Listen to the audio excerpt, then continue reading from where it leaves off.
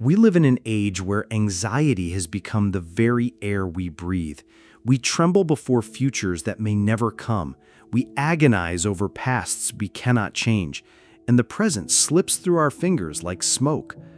We scroll endlessly through curated lives, starving for the approval we were denied as children, and panic when our posts don't get enough likes.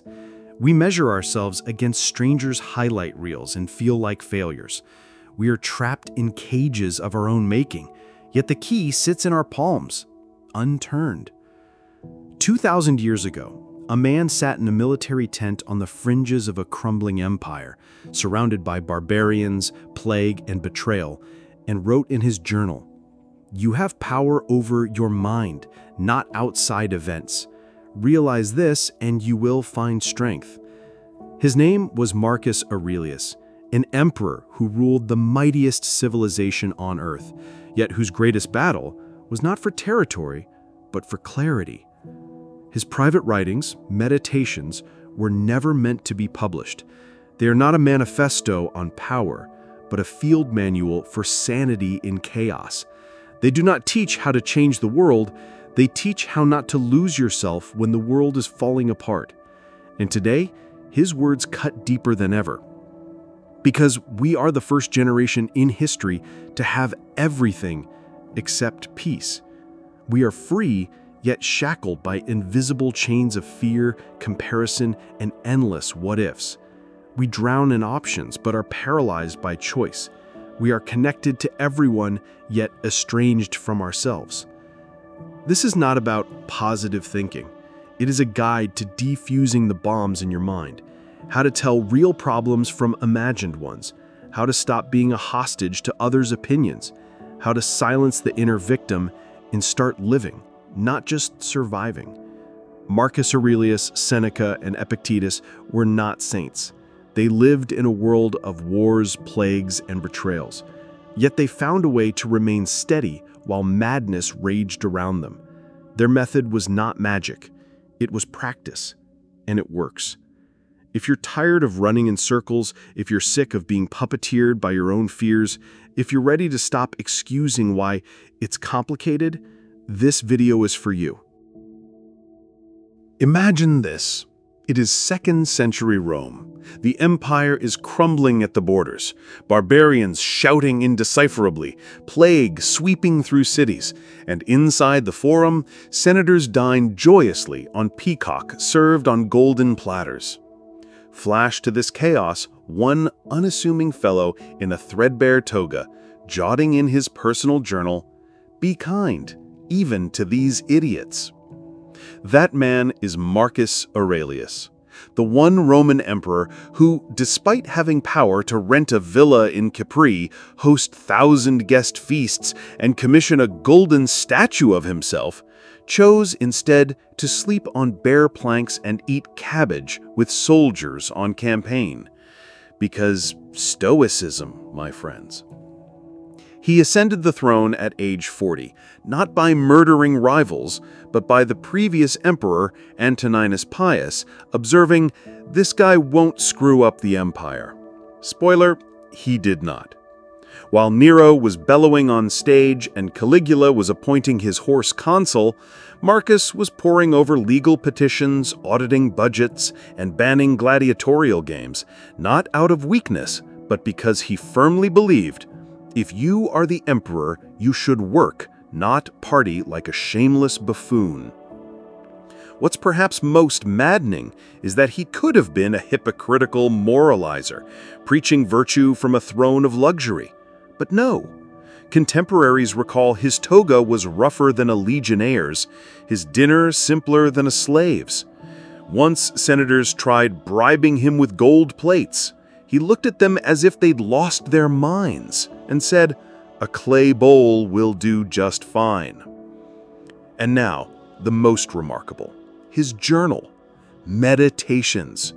It is not the memoirs of a mighty emperor, but the private notes of a tired man struggling to remain sane. No boasting, no rhetoric, just candid reflections. On power. So you are emperor. Big deal. You are still going to die. so do not get a swollen head. On irritation. If someone acts like an utter moron, so what? That is their own problem, not yours. On fear of death. Do you fear death? A man should not fear death. He should fear never beginning to live. Relax. And here is the kicker. These notes, penned 2 millennia ago, feel more relevant than ever. Marcus Aurelius is basically an ancient psychotherapist for anyone losing their mind in our modern madhouse. You are worried about the future? He would say, are you even sure it will come? Live today, pal. You are angry at your boss? He would shrug and say, so what? He can't control your thoughts. Go drink tea. You are doom scrolling on social media. He might snort, read a book instead of watching people devolve online. So, when you feel like life is pure crap and society has gone mad, remember this Stoic emperor in his threadbare toga. He ruled the greatest empire in history, yet never got arrogant, never ran away in fear, and never turned into a self-righteous jerk. Now go and try to live even for a day like he did. No whining, no drama, no idiotic consumption. Just do what you must. And if it does not work out, at least you tried, because trying is already better than sitting around whining. Mastering the art of control versus acceptance. Today, we dive into the core Stoic tenet, your circle of control versus acceptance. First takeaway: if Epictetus, born a slave and still becoming philosopher to emperors, could distill life's chaos into practical wisdom, so can you, dear students. Stoicism is not fluffy, positive thinking nonsense. It is a survival system for a world where 90% of what happens is out of your control. Picture Marcus Aurelius' life. Germanic tribes raiding on one flank, plague sweeping at home, senators penning conspiracies on the other. And what does he do? Rather than lose his mind and start slaughtering everyone, he picks up his journal and writes, "If the problem is solvable, don't fret. If it is not, don't waste your time." Genius? No, just clarity beyond what 99% of people ever achieve. A concrete example from Marcus. When his armies suffered defeat, which happened, he did not cry, "All is lost." He asked himself, "What can I do right now?" Cannot change the battle outcome? Then do not lose your head. Maintain order. Cannot cure the plague? At least organize care for the sick. Cannot reform the senators? Then do not sink to their level yourself. Apply that to your life. Your boss is an idiot? You cannot control that, but you can control your reaction. Your partner left? You can avoid turning into a sobbing wreck. There's an economic crisis? You can choose to adapt instead of whining. Epictetus offered a vivid metaphor. Your cup broke? Congrats, you now understand cups break. Want to suffer? Sure. Or just get a new cup. That's Stoic bluntness. Importantly, Stoicism does not counsel apathy. It's about strategic engagement. Categorize everything into what you can control, your actions, thoughts, attitude, and what you cannot, whether other people, market movements. Spending energy on the latter is like banging your head against a wall. Marcus Aurelius repeats in Meditations, "You cannot control external events, but you can control your inner fortress." When his son Commodus, yes, the jerk from Gladiator, turned rotten, Marcus didn't tear his hair out. He kept doing the right thing. So remember, your spouse's cruelty, it's your reaction, not theirs. A work deadline crisis? You cannot alter the timeline, but you can maintain your focus. Global chaos? No surprise, you discovered the world is chaotic. Stoicism teaches, Don't be a doormat. And if you're still complaining about what you can't change, congratulations, you're officially slow. Marcus would sympathize, within reason. The future, your brain's favorite fiction. Let me ask you something, dear friend. When was the last time you genuinely suffered? Not worried, not mildly annoyed, but truly suffered to the point your stomach twisted and your knees trembled? Now compare that to how often you suffer from things that haven't even happened yet. Exactly. Seneca, another Stoic legend with a sharp tongue and sharper mind, wrote, "We suffer more often in imagination than in reality." If that sounds like a motivational Instagram post to you, then I regret to inform you, you have missed the whole point. Let me illustrate. Imagine someone, we'll call him Brian, spends 30 years scrimping and saving for retirement. He denies himself pleasures, invests carefully, delays joy. Finally, at 65, it's time to relax. But inflation, a market crash, or some other unforeseen disaster wipes out his nest egg. Marcus Aurelius would say, "So what? Did you think you could control the universe down to your final breath? Foolish." That's the thing about the future. It doesn't exist. It's a story you're telling yourself. A story that stresses you out for no tangible reason. 90% of what you fear never happens. The other 10%? It happens differently than you expect. And even if the worst occurs, you will cope. Because that's what humans do. You're not worried about real things.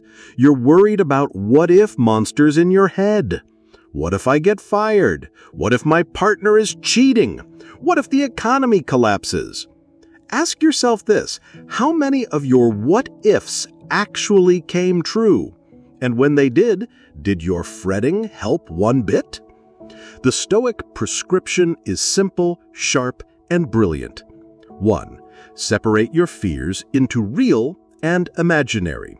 A real fear is a charging bull. An imaginary one is everything else. 2. Ask, what can I do right now? If nothing, then zip it and go take a nap. 3. Visualize the worst-case scenario. Yes, go there, and then calmly realize you'd deal with it, because you have before. Marcus recommended starting each morning by telling yourself, "Today I will meet fools, ingrates, and jerks," and that's fine. If you're currently worried about the future, congratulations, you've picked the least useful hobby in existence. The past, the rotten bag of trash you refuse to drop. Picture this. Someone carries around a giant, smelly garbage bag every day. To work, on dates, to bed. It reeks. But when asked to drop it, they reply, "But it's part of me." Ridiculous? That is exactly how most people treat their past. Marcus wrote, "You live only in this fleeting moment. The rest is either dead or unborn."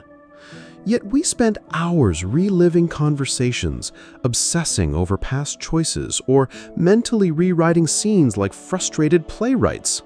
Guess what? The script has already been performed. You cannot change it. You can only learn from it or be haunted by it. A friend of mine, let's call him Kevin, spent a decade stewing over being fired. "If only I had said this," he would mutter.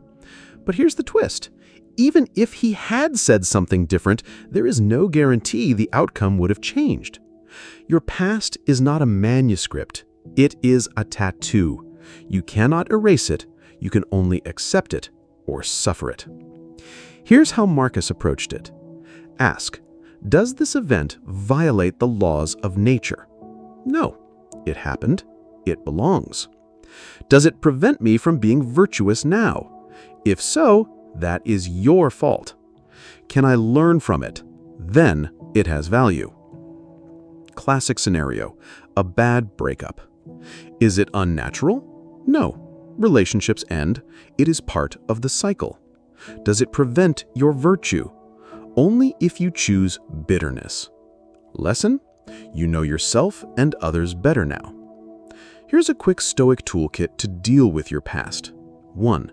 The stone guest technique. Imagine someone you care about is going through your exact situation. What would you advise them? Now take your own advice. 2. Gratitude journal for the past. Each morning, write one thing your failures gave you. Lost a job? Gained clarity. God betrayed? Gained discernment. 3. Fire ritual. Write down your regrets, burn them. Literally. Ancient Stoics believed in purifying the mind with symbolic acts. Your past is not a prison. It is a library. You cannot rewrite the books, but you can choose which ones to reread. As Marcus said, everything that happens is raw material. You are the craftsman. You decide whether to shape it into a masterpiece or garbage. The present, the only place life actually happens. Most people live in a bizarre trance. They either dig through their past like raccoons or dread the future like preppers waiting for doomsday. And the present? Just the annoying ad break between reruns and horror previews. But here's the twist. The present is all you ever have. Let us experiment. You are reading this right now. But where is your mind? If you are simultaneously thinking about emails, grocery lists, and your laundry, congrats, you're sleepwalking. If you are here, reading with awareness, welcome to the present. Marcus called it the narrow path of reality. Between the death of yesterday and the birth of tomorrow lies the only strip of land where anything can grow. Classic scenario, you're stuck in traffic. Average Joe's mind. Thoughts. I'll be late. My boss will kill me. Why me? Emotions. Anger, helplessness, anxiety. Behavior. Honking, swearing, sweating. Outcome. Arrives at work frazzled and miserable. The Stoic's mind. Thoughts. I can't change traffic, but I can change my experience of it. Emotions. Calm. Awareness. Detachment. Behavior. Plays a podcast. Breathes deeply. Notices sunlight. Outcome. Arrives centered, with ideas, not stress. The circumstances are the same. The difference is focus. Want to return to the present? Here are Marcus's proven techniques. 1. The seize the moment protocol. Ask yourself, what do I see? Your hands, screen, sky. What do I hear? Birds, typing, wind. What do I feel? Tension, temperature, your breath. This grounds you fast. 2. Morning ritual of an emperor.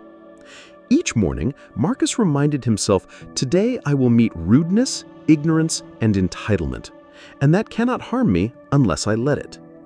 Try this instead of grabbing your phone first thing. Breathe. Say, I'm alive. This is a new day. I choose how to meet it. Why does it work?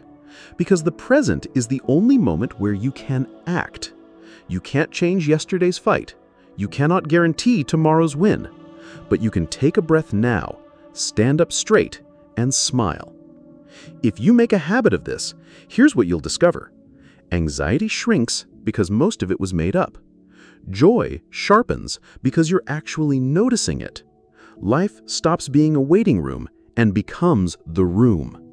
Marcus Aurelius again, do not act as if you have 10,000 years to live. Death hovers. While you live, while it is in your power, be good. If the Emperor of Rome, burdened with wars, conspiracies, and plagues, could find peace in the present moment, what is your excuse? Closing thoughts. The Stoic blueprint for sanity. If you take nothing else from this ancient toolkit wrapped in modern words, take this. You are not what happens to you. You are how you respond. Marcus Aurelius, Epictetus, Seneca, they were not preaching from mountaintops. They were walking through fire, just like us. And still, they chose clarity over chaos, discipline over despair, presence over panic. Try it for one day. Do not whine, do not blame, do not scroll like a zombie. Just act with reason. Accept what is. Move with purpose. And if you fail, no big deal. Try again tomorrow. Because Stoicism does not demand perfection, only presence. That, my friends, is the timeless power of living like a philosopher in a burning world. Welcome to sanity. Welcome to yourself.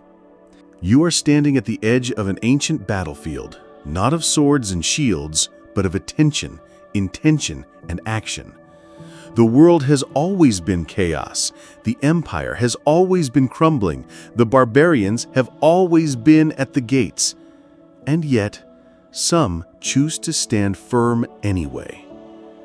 Marcus Aurelius could have drowned in wine, power, and distraction. He could have numbed himself with spectacle, wealth, or tyranny. Instead, he sharpened his mind like a blade and faced reality with unflinching clarity. He did not wait for motivation. He did not demand fairness. He simply did the work, because that is what a human being must do. Here's the truth you already know, but keep forgetting. Your life is not a rehearsal. The future is a mirage. The past is a ghost. The only thing real is this moment and what you do with it. Your power is not in controlling the world, but in mastering your response to it. The emperor who ruled the known world still had to remind himself, you have power over your mind, not outside events. Realize this, and you will find strength. Discipline is freedom, not the freedom of indulgence, but the freedom of not being enslaved by fear, anger, or regret. So ask yourself now, not tomorrow, not later, what will you do with this awareness? Will you keep complaining about things you cannot change? Will you keep postponing your life for a future that may never come? Or will you stand up right now and act like a Stoic, like a warrior, like someone who refuses to waste the brief, blazing gift of existence? The world does not need more noise. It needs more people who do the work, quietly, relentlessly, without fanfare. Be one of them. Waste no more time arguing what a good man should be. Be one. Marcus Aurelius. Drop a comment below. What's one thing you commit to doing differently today? Not tomorrow, today.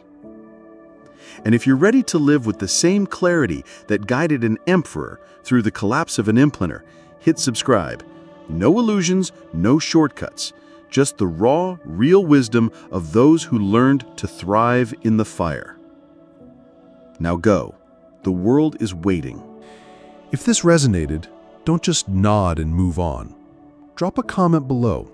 What's one thing you're finally letting go of?